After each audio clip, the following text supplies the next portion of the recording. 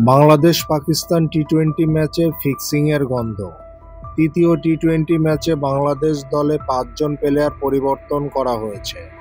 এটা অনেক প্রশ্ন তুলছে ক্রিকেট বিশ্বে। লিটনের রহস্যজনক ব্যাটিং।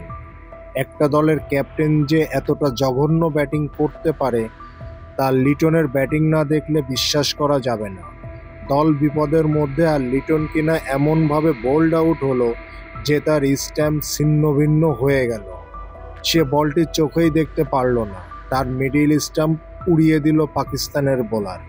আজ মুস্তাফিজকে দলে নেওয়া হয়নি, তানজিম সাকিব নাই, ইমন নাই, সকল প্লেয়ারদেরকে বসিয়ে রীতিমতো একটি ফাজলামি করেছে বাংলাদেশ দল। আসলেই কি ফাজলামি নাকি ফিক্সিং? পাকিস্তানকে লজ্জার হাত থেকে বাঁচানোর জন্য কি ফিক্সিং হলো তাহলে? কারণ আজ পাকিস্তান হারলেই পাকিস্তানের ইতিহাসের সবচেয়ে লজ্জাজনক হার হতো এটি। বাংলাদেশের কাছে হোয়াইট ওয়াশ হয়ে পাকিস্তানকে ফিরতে হতো।